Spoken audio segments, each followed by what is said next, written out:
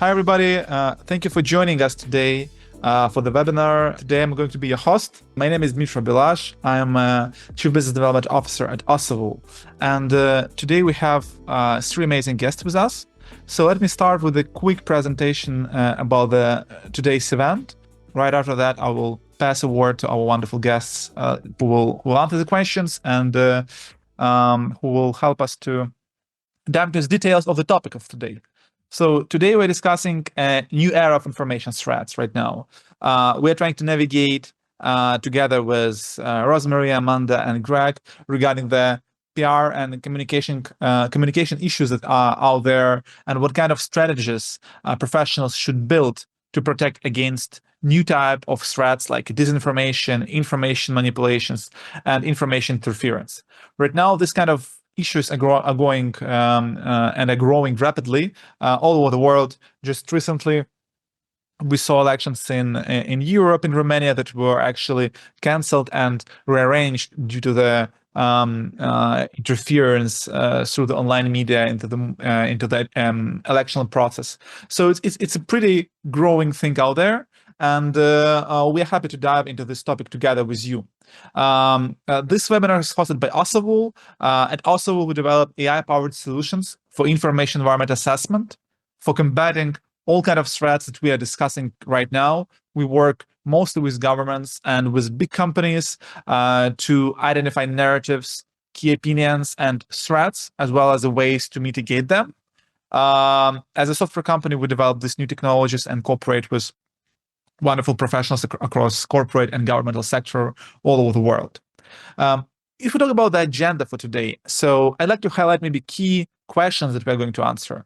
The first one, how to the traditional reputation risks transformed into complex new type of threats? How the information threats faced by governments can migrate actually to the private sector, can move from traditional topics like elections or geopolitical risks to corporate risks. And how can PR and communication specialists mitigate these challenges? How they should work on these issues and cooperate with other colleagues all over different departments to handle them. As I mentioned today, I'm your host. My name is Dmitry Bilash, and I'm running engagement with partners as a Chief Business Development Officer at Osavo. And we have three wonderful guests today with us. So I would like to ask them to introduce themselves. The first is Amanda. Please, Amanda, the floor is yours. Thank you. Hi, it's great to be part of the panel today. So I am Amanda Coleman. I run a crisis communication consultancy here in the UK. I spent 21 years in police communication, and I was the head of communications in Manchester, as it says there, when the terrorist attack happened in 2017. When I left the police in early 2020, decided obviously just to focus on crisis. I've written 3 books. One of which has just been published. So that's on crisis communication, issues management, and then the recent one on reputation management. So that's me. Work with all kinds of businesses, organisations, public and private sector, in the UK and overseas as well. So I'm looking forward to the conversation today. Thank you, Amanda. Pleasure having you here today. Greg, please, floor is yours. Go ahead. I would say good afternoon, but everyone's on different time zones, so I'll just say good day, everybody. Yes, I am my title here at the University of Georgia is University Spokesperson and Senior Advisor for Crisis Communications. I have been in communications for more than 35 years, including more than a quarter century as a PR professional. Prior to working at the University of Georgia, I worked at Rutgers University in New Jersey. And I've been in higher ed communications for nearly 21 years. And then before that, I worked for the Port Authority of New York and New Jersey in Manhattan. Not to belabor the point, but my office was in the World Trade Center, and I was stupid enough to be at my office, at my desk when the terrorist attacks occurred. And as a result, was directly involved both in the evacuation and in the restoration of services, as well as the rebuilding of Lower Manhattan. Thank you, Greg. Thank you for sharing this. And Rosemary, pleasure to having you here. Thank you for having me. So my name is Rosemary Ostman. I am the founder and CEO of Rosecom. which is a strategic communications firm started in 2003. So we've been around for 21 years. In addition to managing crises, which we do a lot, we also focus on proactive communications. Of course, the best defense is a good offense. So we want to make sure that we're working with our clients to create goodwill and trust around their brand so that when they do face a crisis, we are able to protect their reputation. I will say that I have worked with a large number of clients over those years. I've actually been in the business for more than 30 years. We work now in the healthcare space, the education space. We do have some government clients and also nonprofit. So what I want to leave you with before we get into the questions is I'm a big believer in any crisis can be anticipated and you can prepare for just about any situation. In the 30 plus years I've been doing this, I've never not been able to anticipate a crisis or a tough question. So I want everyone to feel encouraged that, and this is the nature of the conversation that we're having today, that people will forgive you for just about anything that happens to your organization. It's all about how you deal with it, how you respond to it. So thank you for having me. Thank you, Rosemary. Guys, dear audience, as you see here today, we have quite a diverse experience, like both from the corporate, government, people who handled really big global crises, and I couldn't find, a better option to ask all these questions today. So maybe the first question from which I will start is how traditional reputation risks transformed into complex information threats. And I want to address this question, Rosemary, to you because you also work a lot like on the corporate side and on the government side. So could you maybe give some kind of a description? How do you see in the last years, maybe especially last 3-5 years, the reputation risks transformed into something more dangerous and serious? And what is this more dangerous and serious stuff? So before I talk about the recent past, I'm going to rewind to the 90s, if you will, to probably the first internet rumor campaign, at least the first that I can recall, which was a campaign against Tommy Hilfiger. So for anyone who doesn't remember, there was a chain email, because this was all before social media. There was a chain email going around saying that Tommy Hilfiger was a racist and that he had gone onto the Oprah Winfrey show to say that if he had known that Black people, Chinese people, and Jewish people would be wearing his clothes, he wouldn't have made them so nice. He never went on the Oprah Winfrey show. He never met Oprah Winfrey, but this internet rumor took on a life of its own.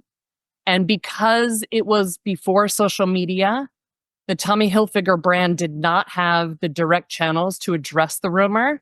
They couldn't go out on social media and defend themselves. He is still addressing this rumor, and it was the late 90s. He gave an interview to The Guardian last year about how he continues to manage this situation. So, internet rumors and threats, information threats aren't new. For me, what is new, I'm less concerned about the technology because I actually think we have more tools now to communicate on behalf of our organizations, to monitor and to respond to threats. To me, the biggest threat over the last few years is the idea that we can't all agree on what is fact and what is fiction. I'm not willing to say that we are in a post-truth world. I'm not willing to give in to that yet. But I think that there's so much misinformation, so much disinformation, and so much disagreement as to what is true and what is not true.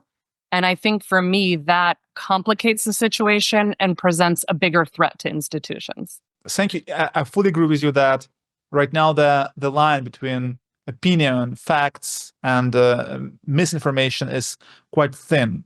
And it kind of erases the public trust. And Amanda, I wanted to ask you about in this regards, because for police, considering your experience, public trust is the key. Without that, this institution is not capable to conducting all their activities, right? So how to handle the situation where this line is thin and it's really kind of erasing the trust between institutions and citizens. How did you handle this when you was in charge? Yeah, and I feel a lot about what Rosemary was saying, and all those other bit about you can kind of preempt anything, and about proactive nature of it. I think some of the element is really understanding how tenuous and how delicate trust is. I think we've taken it for granted, certainly in lots of kind of emergency response. Well, we are the police, the fire, whoever, so we command this kind of trust in what we do.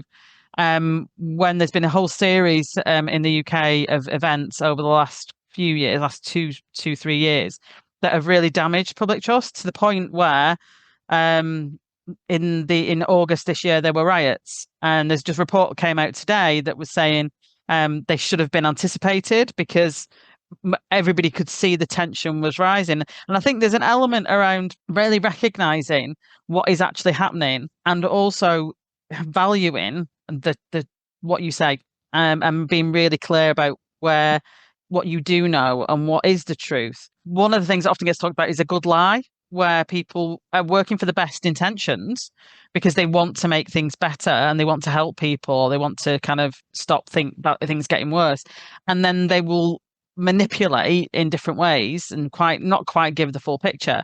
But it just comes back as a problem in the future. And I think this is one of the real challenges is, for me, and it always has been, and it was something that became quite difficult to deal with in my past, was the honesty that you've got to have all the way through things is really critical, because it takes a long time to gain trust and seconds to lose it.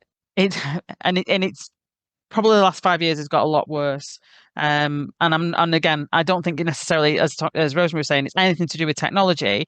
I think it's more to do with the fact we went through the global pandemic and the impact that had, the way some of that got responded to, and the kind of legacy elements that came from that. So I think there's a huge amount of challenge around polarization, around how people use facts for good and ill. And I think, I'm not sure I'm going to say post-truth, I'm not going to go into that either, but I think we've got to get better at recognizing and understanding the misinformation, disinformation, malinformation, and also how we as communication professionals manage information. And we all aim to work to the highest kind of ethical standards, but actually in public inquiries and various other reports that have come out over the last couple of years, it's clear that isn't always the case. So I think there's a lot kind of tied up in that. Yeah. May I ask one additional question, because our video might be interesting for maybe younger professionals who are just studying, working in police or in the government, and they actually feel this problem, right? Like, you are communicating something, there is a lack of trust, and you don't know what to do with this. So if you would, have a cup of coffee with this person, can you give maybe, one particular action that this person should come and do tomorrow on their working desk to kind of solve and make it a bit better? What kind of practical step you would suggest in this kind of environment to take to make this trust stronger? I can't give one magic wand kind of moment that's going to sort everything out, but I think it is about recognizing the importance of your reputation and how you respond to it in a way that isn't about let's try and hide things to make us look better, but is about let's really deal with this, and let's be open, and let's aim to be as open and honest and transparent as we can be. So I think it's about really looking at what your values are about communication, in good times and also in a crisis. So the honesty and pushing to the openness, right, and transparency, this could be a solution. Sounds easy, much harder to do, but it makes total sense, right? Yeah. So I would like to maybe switch to the second question we have, and move a bit from the government, which we discussed quite a lot right now, to the private sector. And Greg, I want to address this question to you, because in academia you see more that each specific professional on their specific place. So do you see that the same issues that was previously faced by the government are moving to the private sector or not? And if yes, how they're changing? Sure. First, I would say that there's some really easy examples to point to of government threats that have now migrated into the private sector. Actually, Rosemary's point about Tommy Hilfiger is a good example of how the private sector has been affected for a long time. The first two that came to mind when I was looking at this question were data breaches, which had been initially part of government issues. You had full databases that had, in the United States, people's social security numbers, other information that would be breached and shared malevolently. And now we are seeing that more and more in the private sector. We've seen it with Experian. We've seen it with other companies.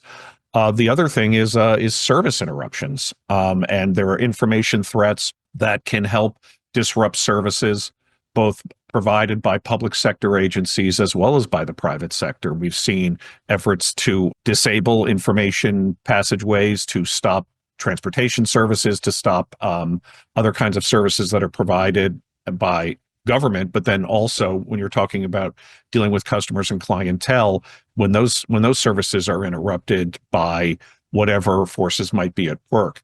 Can Dimitri, can I go back to one other point I wanted to build on, something that Rosemary and Amanda said? Yeah, thank you. There were actually 2 points here that I wanted to make, if that's okay. One had to do with Rosemary's point about forgiveness, and the other about, actually the point that they both made about truth. One is in terms of how to anticipate what might go wrong. I heard a great presentation this past summer in Los Angeles with a gentleman named Jaime Longoria, who works for the Disinfo Defense League in Brooklyn. And one of the things he talks about is, and it's more in the realm of AI generated disinformation, but he said it's more valuable to tell a lie that's linked to a kernel of truth.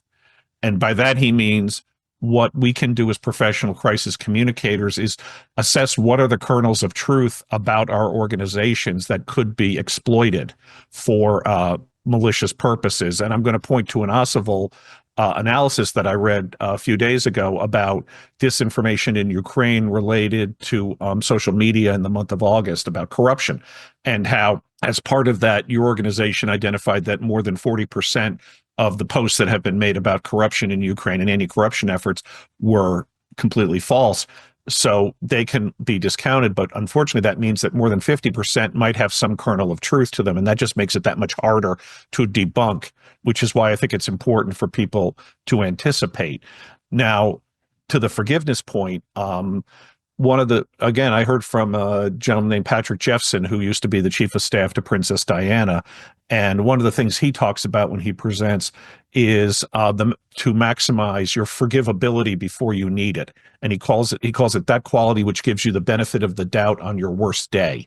And part of what he's saying is, build your goodwill, build your store credit, build all the capital you might need, because that way people will be, to Rosemary's point, more willing to forgive you. But it is a deliberate effort that has to go on before the crisis occurs. And that's some of the advice that I give to people I work with on a regular basis. Thank you, Greg. Thank you. Yeah, indeed, we see that using our AI when we process a lot of data at scale of countries and regions, we see that the most effective way to build your narrative for attack is to build it on truth or partial truth.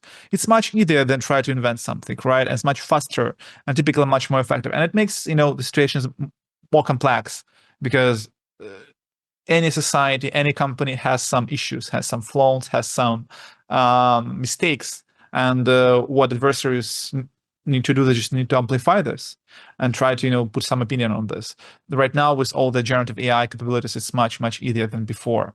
So yeah, I fully agree with you on that. Yeah, Amanda, sorry, can I just jump in? Because sure. What Greg was saying, because I think there's been a trend that I've noticed in certain areas, and I've commented, there's a few journalists that have been saying similar on social media on the last couple of days, of organizations going quiet and saying we're not going to say anything about whatever the issue is, and thinking that that's an appropriate kind of response. And I think you've got to own your space, as Greg was kind of saying. And for me, that's like completely contrary, because the minute you do that, we're not going to, you just kind of open the floodgates to everybody else owning that space as well. So I think it's an interesting one to kind of look at how that's developing, because years ago, I don't think we used to see it in the same way, whereas now there seems to be a big trend of, journalists getting that we're not going to talk about X or Y. And if I could just build on that point, I agree with you wholeheartedly, Amanda. It reminds me of my days before I was in PR. I was a political journalist. And one of the rules I knew in politics was if you don't define yourself, your enemies will do it for you. And I think it's a really important point for people to understand that they need to own that space and focus not only on what's happening, but the steps that they're taking. I'm a big believer in, emphasizing the actions that an organization can take to address issues, as opposed to simply just issuing some kind of value statement right at the beginning and saying, this is who we are. I think people are mostly interested in what are you doing to fix a problem. And I think that that's, getting into the zone as early as possible with productive, positive action is one of the best ways you can help mitigate the risk of a situation like this. Greg, Amanda, thank you so much for jumping in on that, and please feel free to do so. Like it's all welcome. We have a very open conversation. I'd like to add a bit of kind of corporate flavor to this discussion. Rosemary, I wanted to ask you about the current changes in the threat landscape with your clients, especially the healthcare industry, after obviously COVID, when everybody said that, information threats took so many lives just because people was not aware what to do and whom to trust. What do you see now in the corporate world? Maybe you can give us some examples of threats that you recently see. What is out there? Is it like becoming worse? Is it becoming better? And how does it affect customers? Because all of us are customers, right? Every day. So actually, my answer to your question ties to the question that is up on the presentation, because I think we need to consider how blurry the lines are between the different aspects of society and how they influence one another. And something that we saw over the last 4 years under the Biden administration, and I know I'm speaking about the US, and this is a global panel and a global audience, but what we saw under the Biden administration was the political winds shifted in a way that corporations felt that they needed to be more vocal on certain societal issues than they had been previously. And that was a lot of the counsel that we were giving is, what issues do we need to address? Are there issues that we don't want to address? How vocal are we going to be? And a lot of that came from the millennial generation, the employees demanding to know that their employer cared about the same issues that they cared about. So it became an issue with current employees and prospective employees. And let's face it, ESG, the investment community. So it was really interesting to see how companies navigated that. And there were a lot of conversations that I had with my C-level executives that I would say felt more like therapy sessions than communications counsel, because it was very uncomfortable. You can no longer keep those lines between different audiences. That is over. Game over on that. We have to acknowledge that the lines are now forever blurred. But I think what's interesting now is we're seeing the pendulum swing with the most recent election results.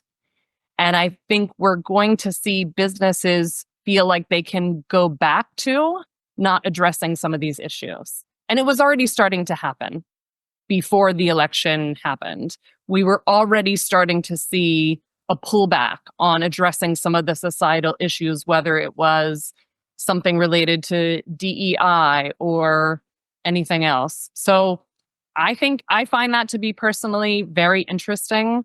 And I think companies, to Greg's point, need to be careful that if you go quiet and you stop addressing these issues because the political climate suggests that it's okay to do that, that could eventually come back to hurt you. Because if you're quiet, you're not vocal, you're not building up that goodwill, people don't understand your values. And when you do face a crisis, you will not have that capital in the bank, so to speak. So that's what I think is happening, what has happened over the last couple of years and what we're going to see over the next 4 years. And I'll just close by saying, I think that all of those shifts present a tremendous opportunity for the business community to step up and to be voices of authority in this climate. I think there is a greater appetite for what are the leading business voices saying on some of these issues. And I just hope that as communicators, we can help our clients and the organizations that we're working with think about what their voice can be in that larger conversation. And that we remember to use everything we talked about earlier as far as our values and our ethics as we guide them, because I think the influence of the business community will be greater than perhaps it has been. Yeah. And I think it's a good bridge for our third question. And I want to start the discussion with Greg, with your point. So we clearly see that right now there are some changes right now, right, in the US, but I think it's happening, in quite a lot of places at the same time. We see this in the US, in Europe. Amanda, would be curious to hear your feedback after Greg regarding the UK on that. But obviously, if you have one trend, then it can change to another one. So first of all, Greg, do you agree with that? And second, how should companies, in your perspective, navigate with that? Should they create this bank of their identity and be vocal about everything, so they will be ready to respond and mitigate the crisis, or they maybe just focus less on communication issues as they communicated before, and maybe be more focused on the corporate earnings and so on. So what's your perspective on that? Well, I agree with Rosemary's point about it. I will answer this with a cute line that I've used for years when I get asked a dilemma question, which is, I used to have an editor when I was a newspaper reporter who said the answer to every adult question is "it depends," and I think that part of where we need to look at this is to evaluate when a corporation, when a private sector entity wants to express an opinion about something or its values about something, then the question is, are they going to be able to stick by it? I've been doing a lot of work the last couple of years on what I call the values trap, which is this idea that when organizations want to talk about, public and private sector, about how a certain situation reflects positively or negatively on their values, I think they need to be very specific about what those values are. And I'm going to use an example that I heard from a friend who works for another organization. I'm not going to name the organization, but this was an organization that decided they were going to go out and they're in retail, and they wanted to value their support for the LGBTQ community. And so they came out, they had very large displays, they were very vocal about their support for the community, and then they got a lot of pushback from their customers. And so they almost immediately took it back, pushed it to the back ends of their stores. And when this person was talking about some of the issues they were facing, and I said, well, you do value this community, but you also have to value your profit margin, and you have to value what your stockholders want and things like that. And that's why I think it's very important for organizations to be very thoughtful when they're going to go into that sector, and at the same time have to understand that if they are going to cite values, they need to stick by them. Because one of the things we have seen, and I think in the United States, especially with higher education and the ongoing debate on campuses about the war in the Middle East, is that people will say, well, I value this, but then something else might happen that might look like it's contradicting that. I think the public tends to view and perceive values to be moral absolutes. And when organizations have to try to include some nuance, or trying to kind of convey certain other values that they share in addition to that value, sometimes, if it's not done very carefully, can come across as inauthentic, even hypocritical.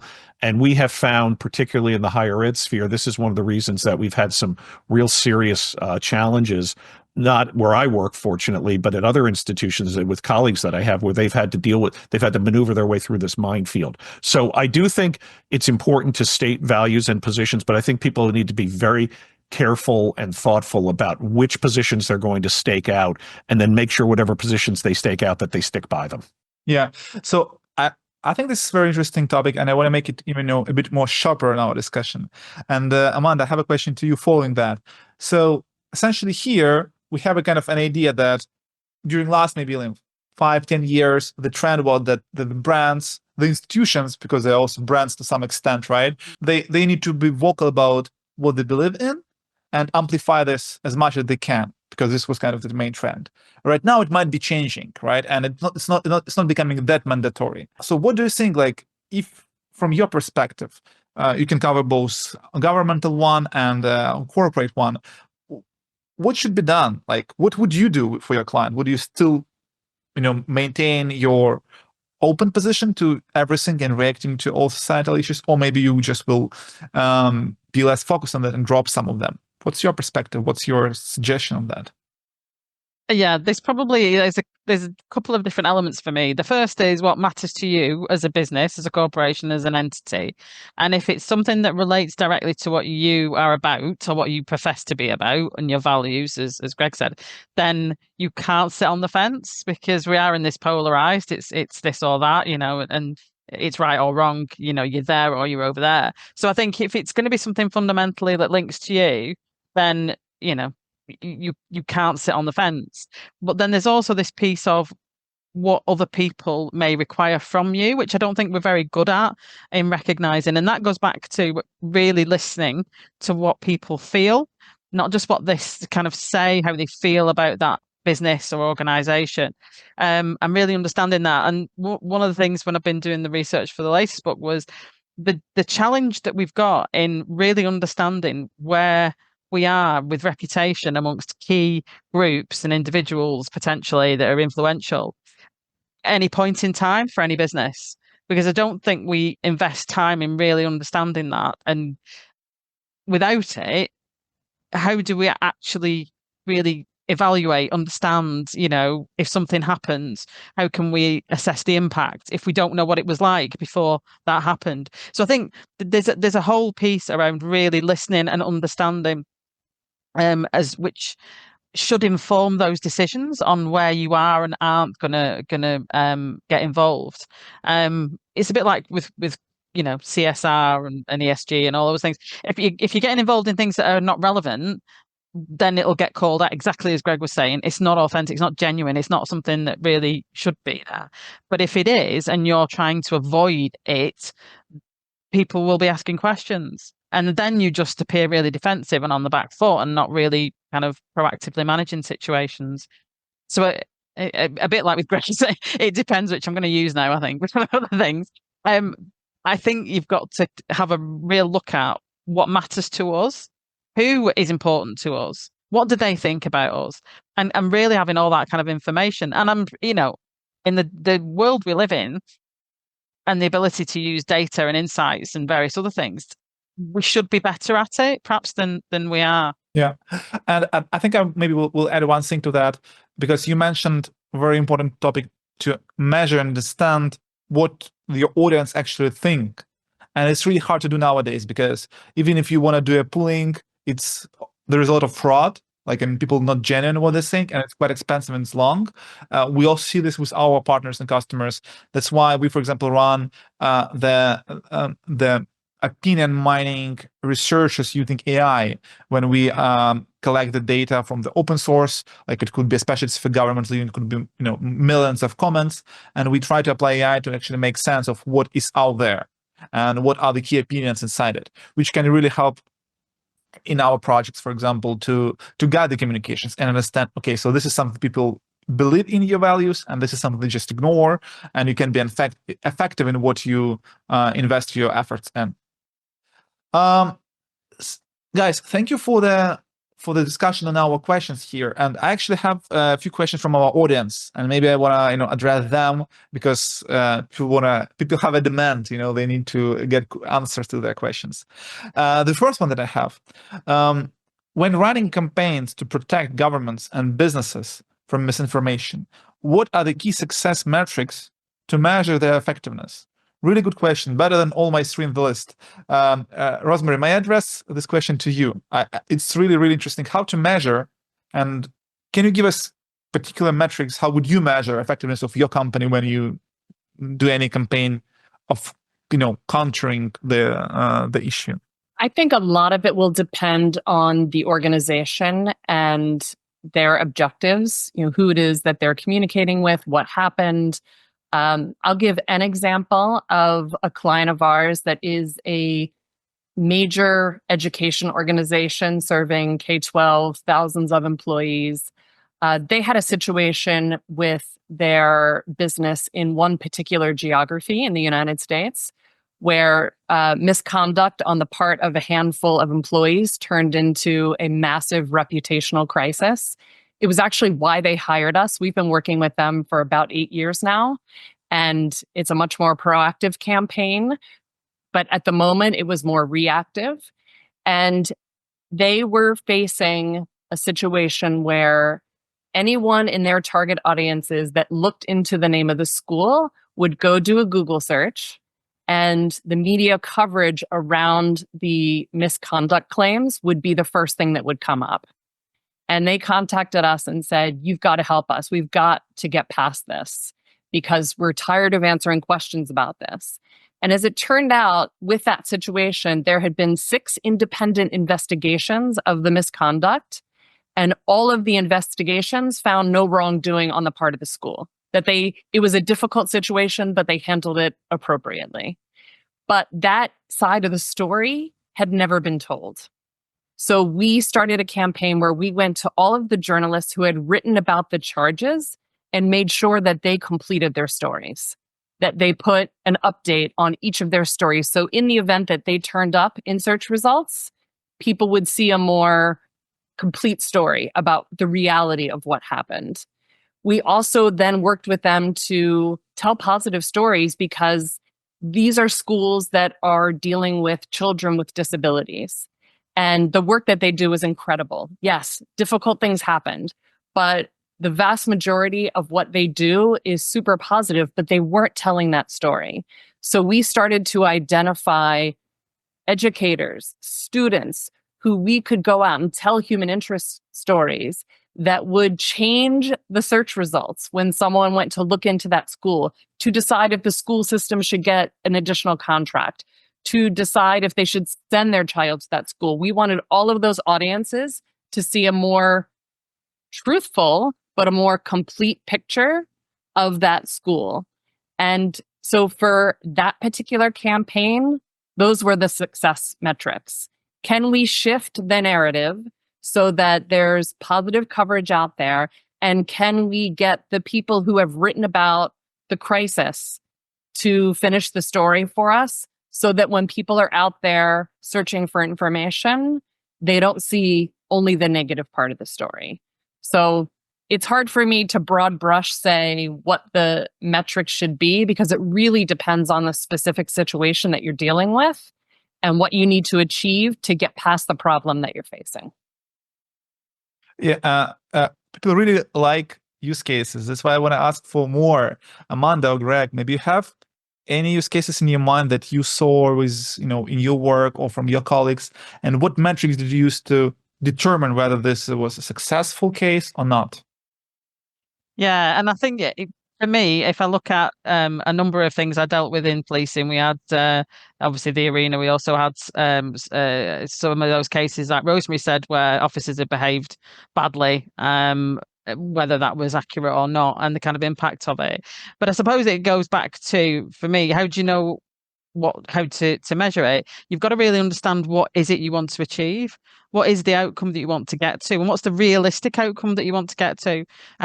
Sometimes we try and go, well, I'm going to, do something which you clearly are not going to be able to do because it's too kind of, well, I'm going to say not in a short term, particularly anyway. So I think there's an element of what do you want to achieve?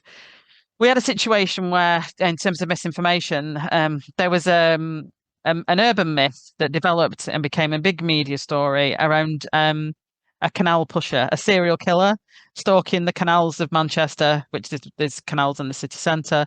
And it became front page national news on one of the newspapers. And there was nothing in it. It was been concocted from a freedom of information request and misusing the information. So in terms of how do we approach it, we knew that this was going to be one of the biggest challenges to tackle because urban myths develop very, very kind of and become entrenched really quickly.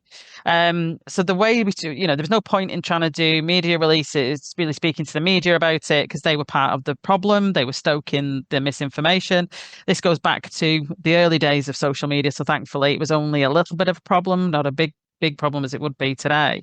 And in the end, because it became to the point that there was a documentary going to be produced, we ended up having to almost fight fire with fire and produce a mini documentary ourselves that tried to put everything in detail, because we knew the channel wise that was going to be one of the only ways we could manage it, to do it ourselves, to do it in the right way. To do something like that, though, you've got to have that trust level. Are people going to trust what we put out? So, what position are you starting from in managing that situation? So I think measuring kind of where we got to was it still exists. If you talk about a canal pusher to people, some people in and around Manchester will still be aware of that, but we're never going to be able to kind of eradicate it. But is it on the top of people's minds, and is it something now that is widely talked about? Then no. And I think that's the thing. It's like, where do you want to get to, and what's the realistic time frame to actually get you there? Businesses always want to move to solution really quickly. And I'm sure Rosemary and Greg have had this in the past, where you can see it's recovery. It's a long term. It's going to take a while. This is a big, damage. It's going to have a lot of impact. So I think there's a bit about how far can we get at what time, frame are we talking about, and being really realistic.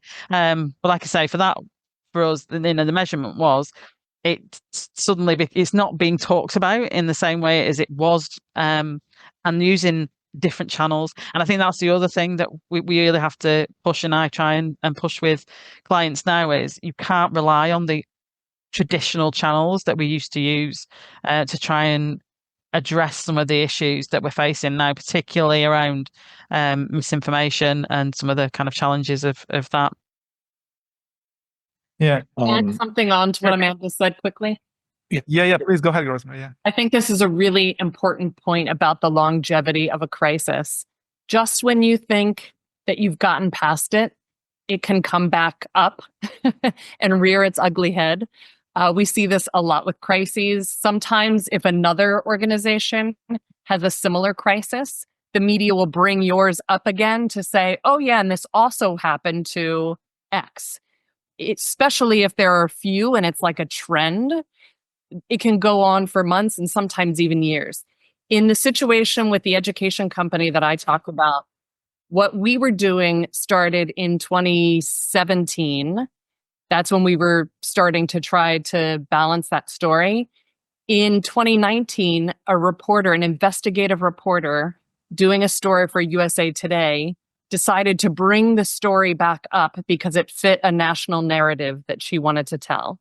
Even though we felt like we had done everything that we needed to do to show that there was no wrongdoing, she brought it back up. Her investigation with us literally lasted for 2 years before her story published. We worked with her hand in hand for 2 years to try to get fair coverage of what had happened. So again, we thought we were past it. She decided to bring it back up. And we were as collaborative and as transparent, but also tough with her to say, if you are truly going to bring up this old story and to try to present it as new, here are the things that we are going to ask you to do to tell a fair story. And I won't go into more detail because we have limited time, but I wanted to just add on to Amanda's point that you really do need to track these crises over time and think about what might bring them back up. If you see a similar story in the national news, if you see a trend emerging, I had a client that had a shooting on site. Anytime we announced just about anything from this company, they would bring that shooting story up again, even if the story had nothing to do with the shooting. So unfortunately, these things have a life for years and years. I agree wholeheartedly, Rosemary and Amanda, with what you just said. And I'm going to add, since Dimitri, you were looking for examples, more than a decade ago. I'm not going to go back to the 90s. I'll go back to the early teens. We had when I was at Rutgers University, we had a very public student suicide that generated national media coverage because he had just come out as gay and he had been bullied by his roommate who ended up getting prosecuted. And it became and it was right at the beginning of the academic year. And it became this basically hung over the university for a very long time. And again, I agree with everything that the two of you said about how you have to do this. I think some of the points I would make are, you do need to keep your eye on the long game. You always have to think that you're going to have to try to get your organization back to normal, even if it's a new normal, even if it's a normal that incorporates the understanding, to your point, Rosemary, that things might crop back up. Another thing I've been telling the people I work with lately is, setting the realistic expectations of how much you're going to get out of this.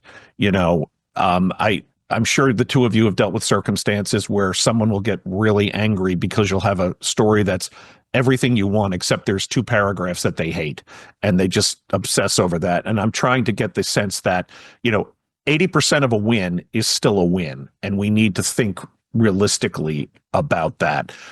When it comes to the issue with the suicide, again, this was a very public situation. We partnered with the student's family very closely. I was in almost all of the meetings. This was not a media relations issue. This was just how we were responding as an institution to set up a foundation to stop, to address the issue of student bullying. And it eventually led to CNN, Anderson Cooper, coming to our campus a year after the suicide to do this international program, Bullying It Stops Here, which actually ended up winning a national Emmy Award.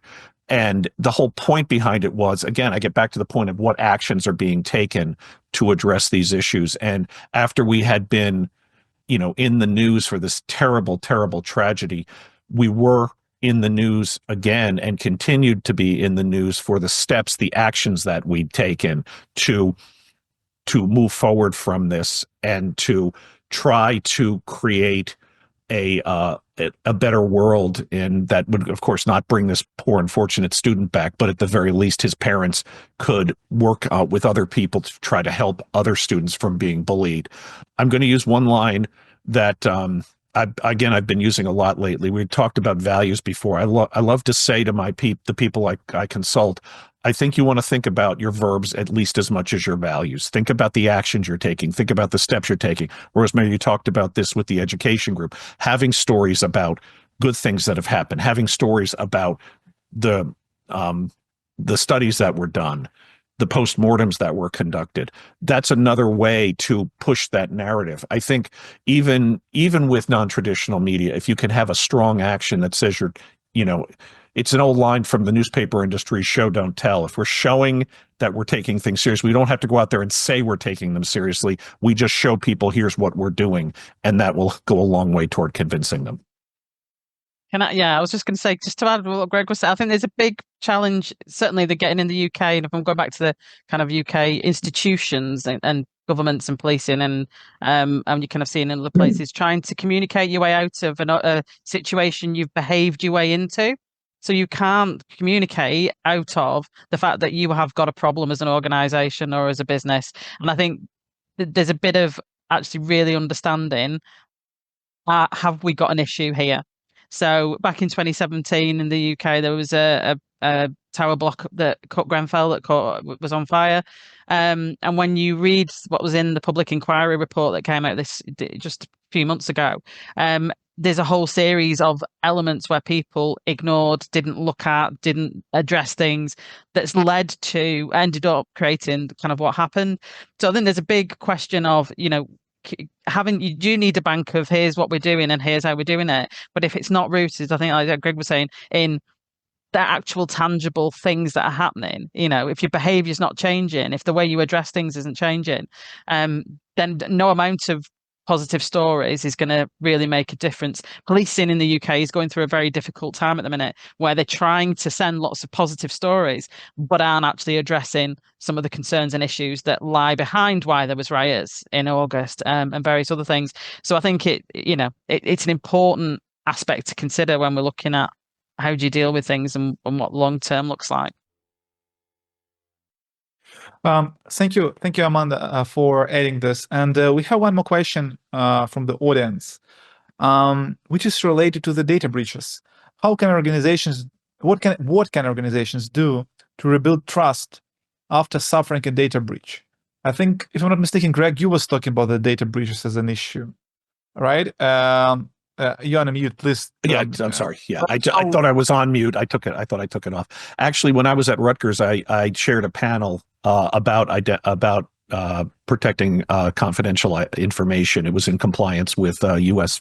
law about how institutions like universities had to have a system in place to deal with that. And fortunately, we did not have a serious data breach. We did have a few minor situations that we had to deal with. But again, I think I go back to the action point and building on what Amanda said.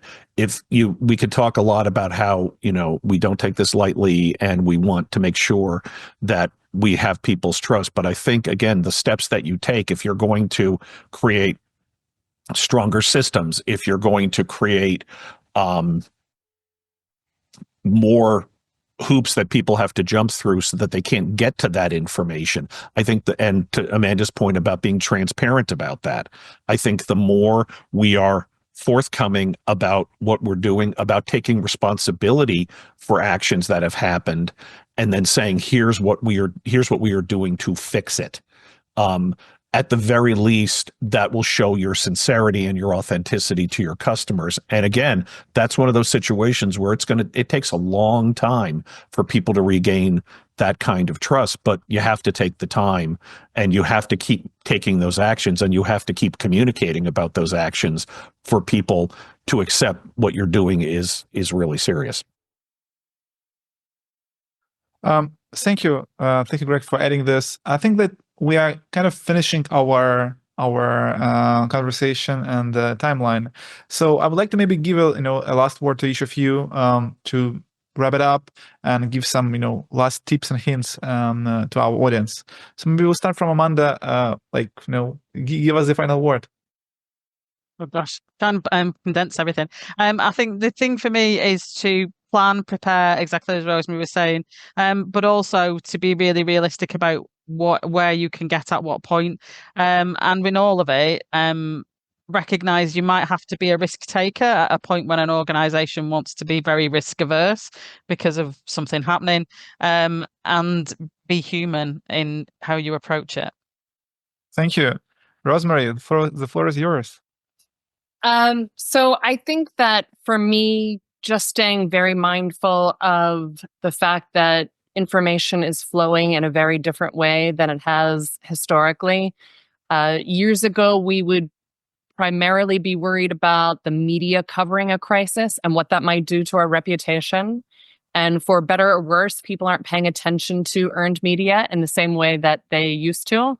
So really making sure that you are prepared to monitor all of the channels. One of the things that we're seeing with a lot of our clients is the early signs, the early signals that there's a problem are happening in private groups.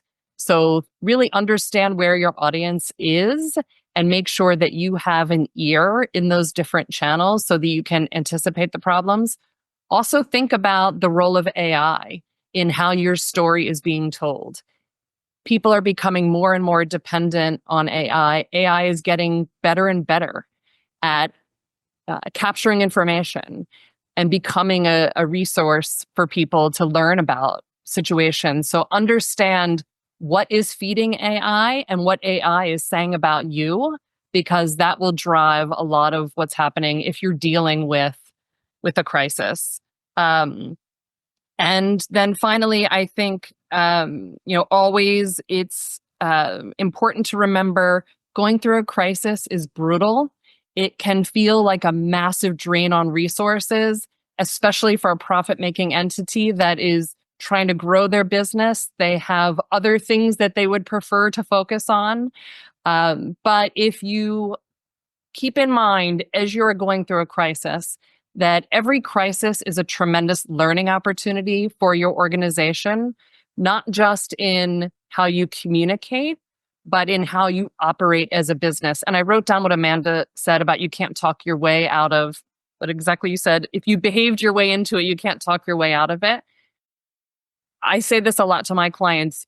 I know this is painful right now, but you're going to emerge from this crisis a better organization. You needed to learn something from this. So I think if we can keep that in mind as we navigate our way through, it becomes less of a nuisance and more of an opportunity. And Greg, please go ahead. Sure. First, I agree, Amanda. That's the line of the webinar. So I think we should all take that one to heart. I had a coworker at Rutgers who then went on to Stanford and just retired. He used to say it slightly more bluntly, which was, no matter how hard you try, you can't spin stupid. And I've got that one up on my wall at work. The other point I was going to make, and this might seem a little more esoteric, but I would encourage the people who are part of this webinar, the people who have listened, the people to keep learning about how this profession works. I said this to the organizers when we first started putting this together, that there are two unfortunate truths about crisis communications. One is that it's a growth industry, and number two, that a lot of people aren't very good at it.